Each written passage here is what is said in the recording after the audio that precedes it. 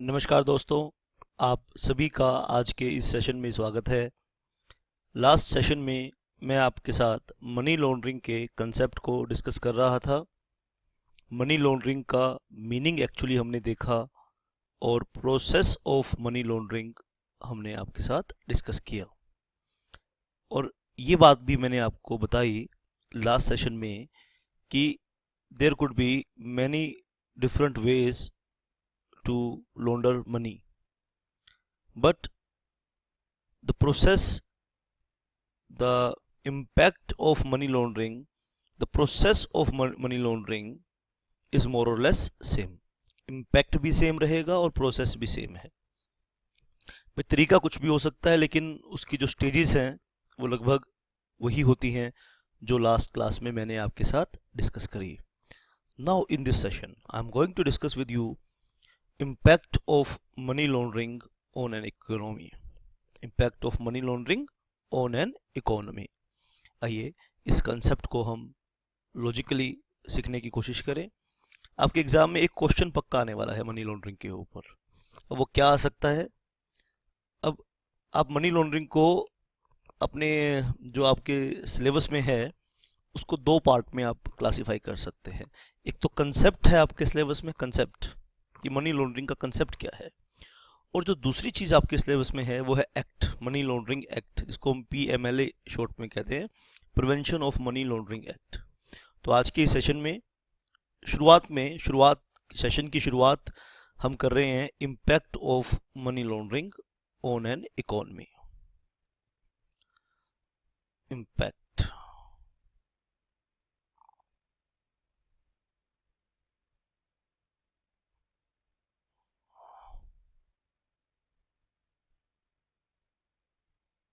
Money laundering on an economy. भाई बड़े short में सिंपल तरीके से मैं अपना मैसेज आपको दे दूं पहले क्लास में कि इसका इम्पैक्ट क्या है। लंबा चौड़ा भाषण दूं उसकी बजाय मैं आपको डायरेक्टली बता रहा हूं कि इससे होगा क्या, कि इकोनॉमी के ऊपर मनी लॉन्ड्रिंग का क्या प्रभाव पड़ेगा।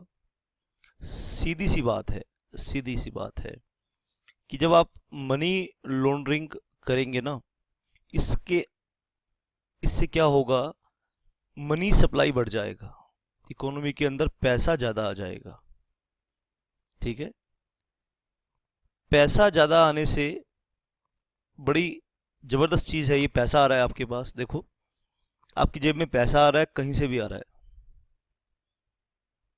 एक मिनट के लिए हम नैतिकता को भूल जाएं तो पैसा क्या करेगा? जहां पैसा आएगा वहां चमक आएगी। आपके चेहरे पे साफ झलकता है कि आपकी जेब में कितना पैसा है या नहीं है। ठीक है, your face is the mirror of your pocket. तो मनी सप्लाई बढ़ने से एक बार तो चमक आती है, क्योंकि अब होगा क्या जब मनी सप्लाई बढ़ेगी, क्योंकि मनी सप्लाई प्रो ठीक तरीके से तो बढ़ाई नहीं है आपने। आपने मनी सप्लाई बढ़ाई उल्टे तरीके से, गलत तरीके से। जब आपने मनी सप्लाई गलत तरीके से बढ़ाई, गलत तरीका क्या मतलब, आप स्मगलिंग करके मनी सप्लाई बढ़ाई, और गलत गलत एक्टिविटीज जो मैंने लास्ट क्लास में डिटेल में डिस्कस करी, मैं उनका नाम भी नहीं लेना चाहता, वो इतने खराब खराब काम होते हैं, मैं अपना जबान से अपना नाम भी नहीं लेना चाहता। लास्ट सेशन में मैंने वो सारे काम बताए थे आपको कि उनका नाम लेना भी अच्छा नहीं लगता। अब उन सब कामों से जो पैसा इकट्ठा किया उससे क्या हुआ, मनी सप्लाई बढ़ गया। जब मनी सप्लाई बढ़ा तो प्रोडक्शन तो बढ़ाया नहीं। अगर मनी सप्लाई के साथ, ठीक है बेटा, अगर मनी सप्लाई के साथ प्रोडक्शन भी बढ़ता तो लोगों की इनकम भी बढ़ती। तो लोगों की इनकम तो बढ़ी नहीं। इनकम बढ़ी किन लोगों की? जो इलीगल लोग हैं, जो इलीगल काम करते हैं, जो गलत लोग हैं, उनकी इनकम बढ़ी। अब उनकी इनकम बढ़ने से वो क्या करेंगे, प्रॉपर्टीज खरीदनी शुरू कर देंगे। तो उससे क्या होगा, प्रॉपर्टीज के दाम बढ़ने शुरू हो जाएंगे। जब प्रॉपर्टीज के दाम बढ़ेंगे तो प्रॉपर्टी के दाम बढ़ने से, एक किसान है, एक किसान के पास थोड़ी सी ज़मीन है, उसके दाम बढ़ गए। तो उसने लालच में आके उसके बच्चों के दबाव में किसान ने अपनी जमीन बेच दी। सोनीपत और दिल्ली, एक एरिया है नॉर्थ इंडिया में, सोनीपत और दिल्ली, ये उनके किसानों की मैं ब्रीफ में आपको कहानी बता रहा हूँ। अब क्या हुआ, जो सोनीपत और दिल्ली के बीच में जो एनसीआर एरिया है वहाँ के ज़मीनों के रेट बढ़ गए, तो उससे क्या हुआ, किसानों ने ज़मीनें बेच दी। उससे क्या नज़ारा देखने को मिला, गांव की टूटी फूटी गलियों में ऑडी और बीएमडब्ल्यूज और फॉर्च्यूनर्स खड़ी हैं।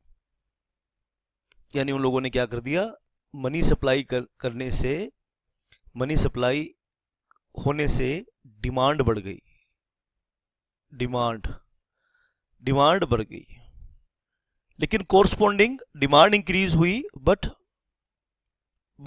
विदाउट प्रोडक्टिव एक्टिविटीज,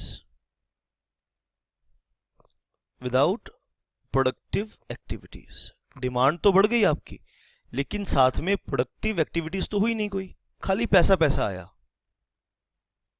तो प्रोडक्टिव एक्टिविटीज बढ़ने से क्या हुआ, एक सिनेरियो क्रिएट हो गया, एक सिचुएशन क्रिएट हो गई, एक सिचुएशन क्रिएट हो गई। बहुत ध्यान से सुनना, बहुत ब्रीफ में, बहुत टेक्निकल चीज आपको बता रहा हूं। जब डिमांड बढ़ गई और प्रोडक्शन बढ़ा नहीं साथ में, प्रोडक्ट्स उतने ही है, डिमांड बढ़ गई, ठीक है। तो एक सिनेरियो क्रिएट हुआ वेयर टू मच मनी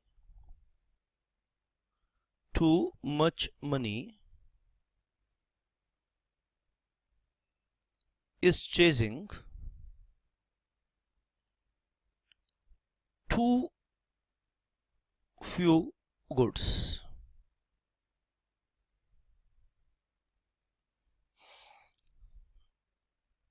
पैसा पैसा आया। अब मार्केट में दूध जितना है वो तो उतना ही है, दूध की प्रोडक्शन तो बढ़ी नहीं, लेकिन पैसा बढ़ गया लोगों के पास। अब मार्केट में पनीर जितना प्रोड्यूस करते हो वो तो उतना ही है, पनीर का प्रोडक्शन तो बढ़ाया नहीं, लेकिन मनी सप्लाई बढ़ा दी। बात समझ में आ रही कि नहीं आ रही?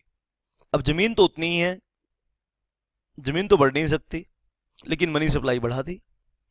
बहुत ज्यादा पैसा एक इकोनॉमी के अंदर, ऐसा सिनेरियो क्रिएट हो गया जहां बहुत सारा पैसा बहुत थोड़े गुड्स को फॉलो कर रहा है।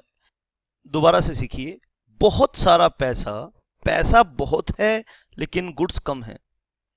तो ऐसे सिनेरियो के अंदर इसका इंपैक्ट क्या होगा, शाबाश, इसका इंपैक्ट क्या होगा, हमने पढ़ना है कि impact of money laundering on an economy.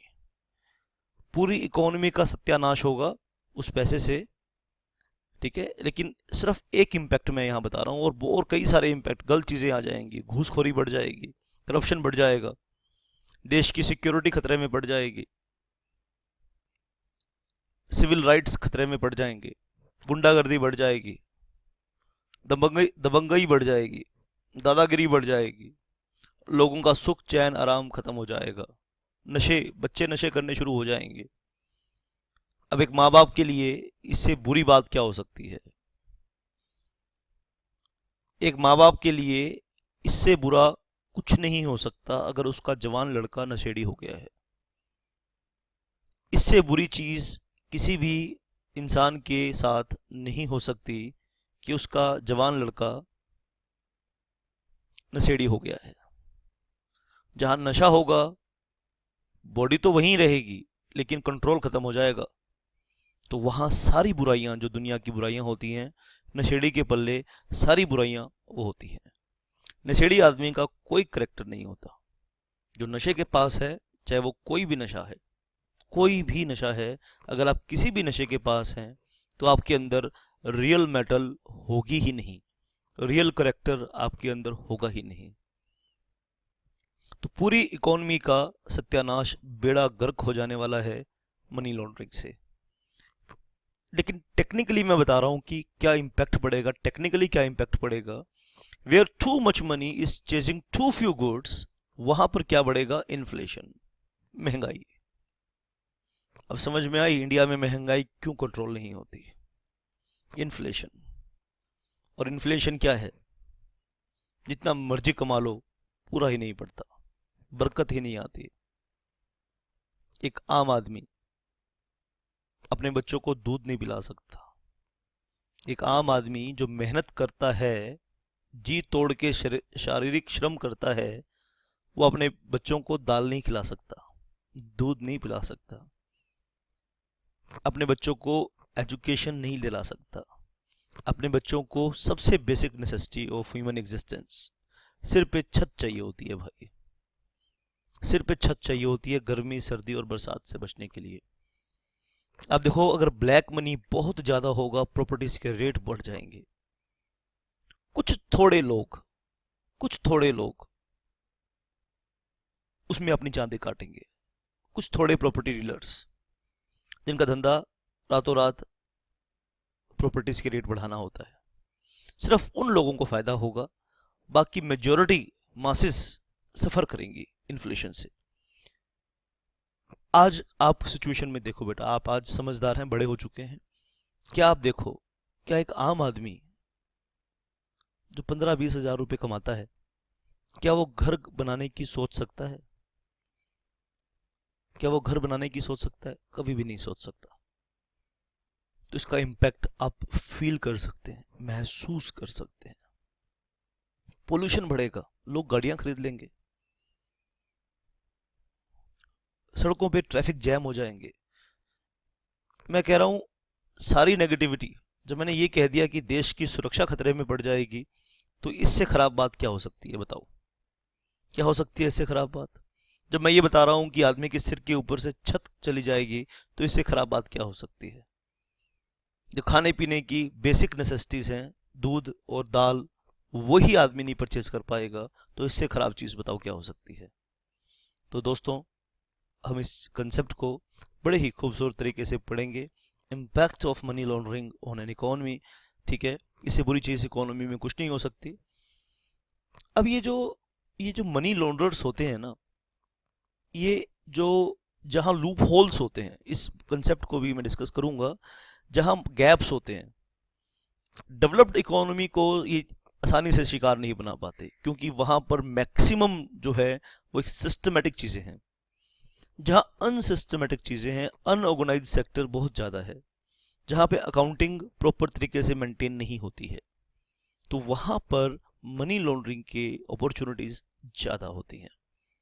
जैसे डेवलपिंग कंट्रीज की बात हम करें, अफ्रीकन कंट्रीज, जैसे बेटा एशियन कंट्रीज, हमारे बांग्लादेश, पाकिस्तान, इंडिया।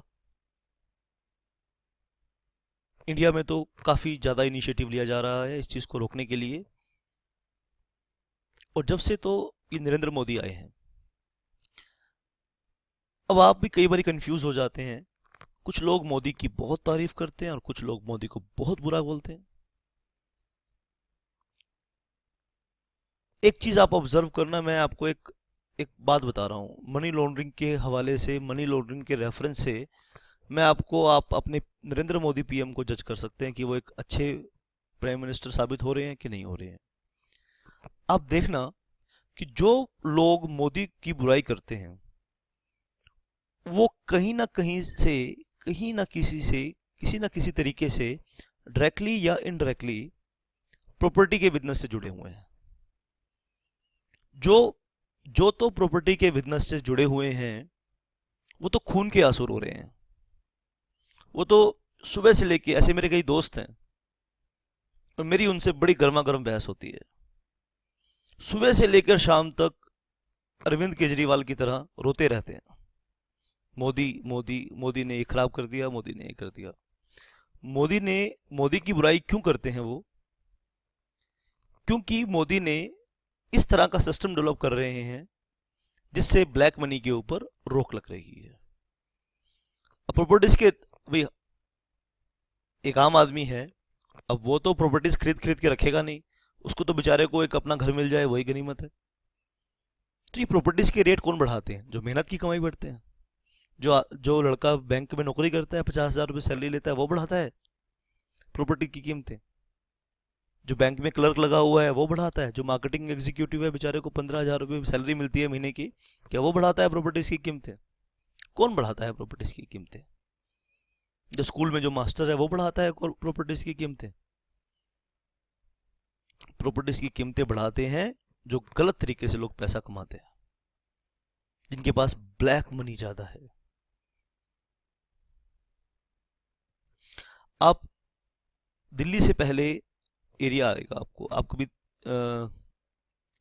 कभी पंजाब से दिल्ली की तरफ जा रहे हैं तो दिल्ली जब 20-30 किलोमीटर दूर रह जाएगा, 40-50 एक किलोमीटर दूर जब दिल्ली रह जाएगा, तो आप अपने लेफ्ट साइड और राइट हैंड साइड देखना। आप पंजाब से दिल्ली जा रहे हो, लेफ्ट हैंड साइड पर आपको लाखों फ्लैट्स मिलेंगे, खाली पड़े हैं, जर खा रहे हैं, घुन लग रहा है उनके ऊपर, उनकी खिड़की दरवाजे दिमक खा गए हैं, रहने वाला कोई नहीं है। मैंने सोचा, मेरे पास कुछ पैसे आए कहीं से, तो मैंने सोचा कि चलो एक वहाँ प्रॉपर्टी खरीद लेते हैं। 3-4 साल पहले की बात बता रहा हूँ।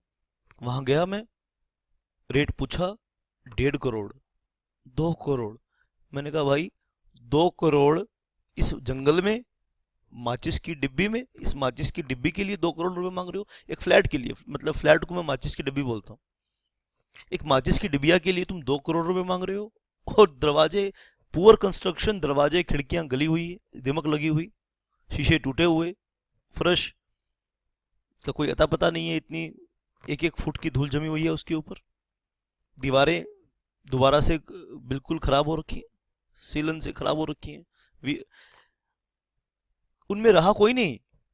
जब वो बनाई गई जब से वैसे ही पड़ी हैं, खंडर पड़े हैं, वो कोई खरीदने वाला नहीं। आप में से कुछ लोग द्वारका गए होंगे, द्वारका में देखिए बेटा 60% फ्लैट खाली पड़े हैं, कोई रहने वाला नहीं है, खंडर हो रहे हैं। आप रेट पूछने जाओगे, बोलेंगे 2 करोड़ रुपए एक फ्लैट के, 3 करोड़ रुपए फ्लैट के। अब सवाल आता है, जब इनमें कोई रहने वाला नहीं है, इनको कोई यूज करने वाला नहीं है, तो ये पैसा आया कहां से? आप आई थिंक समझ गए ये पैसा आया कहां से। जिस फ्लैट की वास्तविक कीमत, जो रियल उसकी वैल्यू होनी चाहिए थी, वो होनी चाहिए थी 30 से 35 लाख रुपए। 30 से 35 लाख रुपए की चीज मिल रही है 2 करोड़ रुपए के अंदर। ये सब किसका किया धरा है?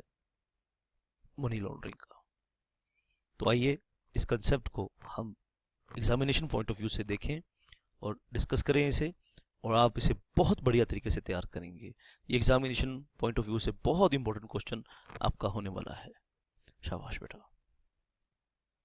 Impact of money laundering. आइए एग्जाम में ये क्वेश्चन आ जाए तो आप क्या लिखेंगे, कैसे लिखेंगे? शाबाश। आइए इसको हम डिस्कस करेंगे। इकोनॉमीज ग्रोइंग और डेवलपिंग फाइनेंशियल सेंटर। देखो किसकी बात कर रहे हैं? डेवलप्ड की बात नहीं कर रहे, जो इकोनॉमीज ग्रो कर रही हैं, जिनके पास डेवलपिंग फाइनेंशियल सिस्टम्स है, यानी मैच्योर फाइनेंशियल सिस्टम नहीं है, but inadequate control are particularly vulnerable to money laundering. तो मनी लॉन्ड्रिंग का खतरा उन सभी इकोनॉमीज के अंदर होता है जहां पे मैच्योर फाइनेंशियल सिस्टम नहीं होता, as against the established financial centre countries. और अगर कुछ देशों में एस्टेब्लिश्ड फाइनेंशियल सेंटर्स हैं, फाइनेंशियल स्ट्रक्चर है, तो वहां पे मनी लॉन्ड्रिंग करना मुश्किल हो जाती है। जैसा कि इंडिया में अब मैच्योर फाइनेंशियल स्ट्रक्चर डेवलप हो रहा है। हमारे प्रधानमंत्री जी ने आते ही क्या काम किया? पूरे देश की जनता के अकाउंट खुलवाए। तो उस तरफ वो बहुत अच्छा काम कर रहे हैं। मेरा ये मानना है कि अगर एक बार और मोदी पीएम बन गए तो इस समस्या से हमें काफी हद तक आराम मिल सकता है। शाबाश। आओ एक बारी फर्स्ट सेंटेंस को आप एक बार मेरे साथ पढ़िए। इकोनॉमीज विद ग्रोइंग और developing financial centres but inadequate control are particularly vulnerable to money laundering as against the established financial center countries which implement comprehensive anti-money laundering regimes। क्योंकि जो डेवलप्ड कंट्रीज हैं वो ऐसे रूल्स, नियम, कानून बनाते हैं, रेजिम्स ऐसे क्रिएट करते हैं, ठीक है, उनका ऐसे क्रिएटेड सिस्टम होता है कि जिससे मनी लॉन्ड्रिंग पर रोक लगती है। The gaps in national anti-money laundering system are exploited by launderers who tend to move their networks to countries and financial system with weak or ineffective countermeasures. तो money launderer किन देशों को अपना target करते हैं जहां पर वीक फाइनेंशियल सिस्टम है. As with the damaged integrity of an individual financial institution, there is a dumping effect on foreign direct investment when a country's commercial and financial sectors are perceived to be subject to the control and influence of organized crime. तो जहां पे बेटा organised, जहां पे money laundering होगी, तो last session में भी मैंने बताया था आपको कि जो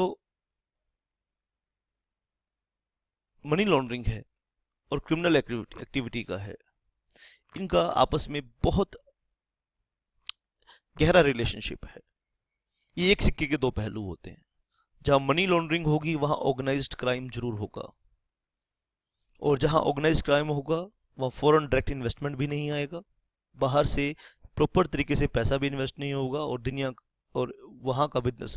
अब देखो बेटा, कोई आदमी ग्रो करेगा तो अगर वहां पे ऑर्गेनाइज क्राइम है तो उससे फिरौती मांगेंगे,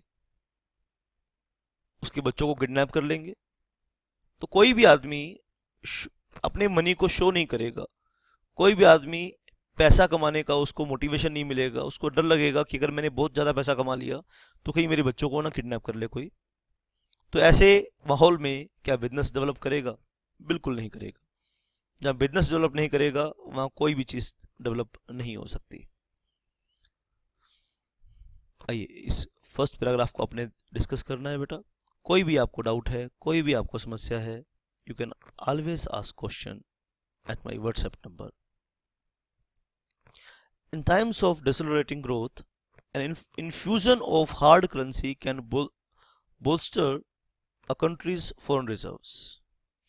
जहां पे बेटा ग्रोथ मर मर के चल रही है, डिसलरेटिंग ग्रोथ, एक्सेलरेटिंग ग्रोथ जहां ग्रोथ तेजी से हो रही है, और डिसलरेटिंग ग्रोथ मतलब जहां ग्रोथ ना के बराबर है, नहीं है, नेगेटिव है, या बहुत कछुए की चाल चल रही है, और वहां पे अगर हार्ड करेंसी आ रही है, हार्ड कैश आ रहा है, तो कंट्री में एकदम से तो चमक आएगी. लेकिन वो चमक आएगी, लेकिन उसका जो रियल जो उसका बेनिफिशियरीज हैं, बाहर से चमक दमक लगेगी, बड़ी बड़ी बिल्डिंग नजर आएंगी, लेकिन अंदर लोग खाना भी नहीं खा पा रहे हैं. Is the hardship associated with the budget tightening policies and moderate foreign indebtedness? While these are short-term benefits associated with the inflow of criminal monies, the long-term effect are mostly negative. भाई आपको बता रहे हैं impact of money laundering हम बढ़ रहे हैं कि शॉर्ट टर्म में तो जरूर चमक आएगी. पैसे आने से, एक बार जेब में पैसे आने से तो चमक आएगी, लेकिन लॉन्ग टर्म जितने भी इफेक्ट हैं वो सभी नेगेटिव हैं. कोई पॉजिटिव इफेक्ट नहीं पड़ता मनी लॉन्ड्रिंग का. One difference between official borrowing and laundered funds is that former can be controlled by the government. अब कितना पैसा इकोनॉमी में आना चाहिए? भाई हम लोग हैं, हम एक देश में रहते हैं, हम सब की जो कॉमन वेल्थ है, सब की वेल्थ मिलाकर हमारे प्रोडक्शन और वेल्थ का आपस में ये पकड़म पकड़ाई का खेल है, इन्फ्लेशन और डिफ्लेशन. अब कितना पैसा डालना है इकोनॉमी के अंदर, ये गवर्नमेंट डिसाइड करती है. और मनी लॉन्ड्रिंग की सबसे बुरी बात यह है कि गवर्नमेंट उसे कंट्रोल नहीं कर पाती है, उस इनफ्लो को. जब वो पैसा आना शुरू होता है तो उसे कंट्रोल नहीं कर सकती गवर्नमेंट, क्योंकि गवर्नमेंट को पता ही नहीं कि कहां से आ रहा है. पता होगा तो करना नहीं. कुछ सरकारें ऐसी भी आई जिनको पता था, which are pro money laundering governments, pro money laundering regimes, जिनको पता है, लेकिन वो कंट्रोल करना चाहते नहीं है. कंट्रोल क्या करना, वो तो प्रमोट करते हैं.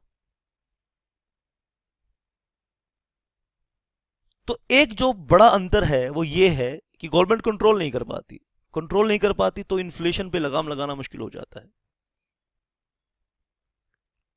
एक आर्निकल सिचुएशन देखिए बेटा, 5 पैसे प्रति किलो प्याज बिकने वाला जो किसान, जो असली हकदार है, इसका असली राइट है, जिसको पैसा मिलना चाहिए था। 5 पैसे किलो प्याज के भाव से किसान से खरीद लेते हैं। और आपको पता है हम कितने परचेज करके लाते हैं? हम परचेज करके ला रहे होते हैं 40 रुपीज पर केजी। जब प्याज का भाव 100 रुपए किलो होता है ना, तो बेचारे किसान को मिलते हैं 5 रुपए। 5 रुपए से भी नहीं मिलते। तो इन्फ्लेशन पे कंट्रोल गवर्नमेंट का नहीं रह जाता। शाबाश। आप इस पोज करके इस ब्यूटीफुल वर्डिंग्स को आप नोट कर लेंगे, और एग्जाम में क्वेश्चन आया और आप ये स्टफ लिख कर आएंगे, तो बेटा नंबर तो आएंगे ही आएंगे, कोई रोक नहीं पाएगा। The possible social, economic and political effects of money laundering if left unchecked और डील्ड विद इनएफेक्टिवली आर सीरियस। सिर्फ इकोनॉमिक की बात नहीं कर रहे, सोशल की बात कर रहे हैं। सोसाइटी भ्रष्ट हो जाती है आपकी। जहां सोसाइटी भ्रष्ट है तो पॉलिटिशियंस कहां से आते हैं? आज हम पॉलिटिशियंस की बुराई करते हैं, पर ये नेता क्या एलियंस हैं? क्या किसी दूसरे ग्रह से आए हैं? अरे ये नेता हमारे बीच में से तो हैं। इकोनॉमी खराब होगी, सोसाइटी खराब होगी, सोसाइटी खराब होगी तो पॉलिटिक्स खराब होगी। कहते सीरियस इफेक्ट पड़ता है इन चीजों के ऊपर, सीरियस, चिंताजनक। अगर उन इम्पैक्ट्स को आप पढ़ेंगे तो आपको, अगर आप अपने परिवार से, अपने समाज से, अपने देश से और इस दुनिया से प्यार करते हैं, इंसानियत से प्यार करते हैं आप, तो आपको चिंता होने लगेगी, आपको दुख होने लगेगा, आपका मन करेगा कि आप इसके लिए कुछ करें, और आप कर सकते हैं। अभी भगवान ने आपको क्या काम दिया है? आप एक इफेक्टिव प्रोफेशनल बनिए, जिससे आप ऐसी पोजीशन पे पहुंच सके जो इस तरह के नियम, रूल, कानून, कायदे बना सके या उनकी प्रैक्टिस कर सके। आप बहुत बड़ा काम इस फील्ड में कर सकते हैं, और आप ही तो फ्यूचर हैं, आप ही तो आने वाले टाइम के लॉ मेकर्स हैं। तो आप अच्छे से पढ़िए। अभी आपका काम यह है कि आप इन कंसेप्ट्स को अच्छे से करिए, फटाफट अपनी क्वालिफिकेशन पूरी कीजिए और प्रैक्टिस करिए ईमानदारी से, और अपने फ्यूचर को बुलंदियों तक पहुंचाइए। आपका फ्यूचर तो चमकेगा चमकेगा। जब आपका फ्यूचर चमकेगा तो आपके साथ मेरे देश का फ्यूचर भी जरूर चमकेगा। तो मुझे बड़ी खुशी मिलती है जब मैं आप जैसे बच्चों को पढ़ाता हूँ, आप जैसे बच्चों की मैं थोड़ी मदद कर पाता हूँ अपनी ऑनलाइन क्लासेस के थ्रू। तो मुझे बहुत सेटिस्फेक्शन मिलती है, बहुत आराम मिलता है। I really enjoy. सबसे बुरी चीज क्या होगी, और सबसे बुरी चीज क्या होगी, ये क्रिमिनल्स कॉर्पोरेट्स के शेयर्स ले लेते हैं, और शेयर्स जिनके पास आ जाएं उनके पास कॉर्पोरेट्स का कंट्रोल भी आ जाता है। Institutions acquire control of large sectors of the economy through investment or offer bribes to public officials and indeed governments. Thus, the economic and political influence of criminal organizations can weaken the society fabric, ethical standards, and ultimately the democratic institution of society. पूरा देश ही तबाह हो सकता है इससे। तो एक और क्वेश्चन आपके साथ में रखा है, impact of money laundering on economy, और दूसरा क्वेश्चन है what is the connection of money laundering with the society at large, जिसको कि मैं अपने इस लेक्चर में अच्छे से एक्सप्लेन कर चुका हूं। आप लेक्चर पॉज करके इस क्वेश्चन को भी नोट कर लेंगे। बाकी मैं समझा चुका हूं आपको इस सेशन में कि वो चीज़ क्या है, तो आप बहुत अच्छे से इस कंसेप्ट को सीखेंगे, करेंगे। कोई भी डाउट है मेरे से पूछेंगे। Thank you very much for watching this session. For online classes you can contact me at my number 98180502252. Thank you very much.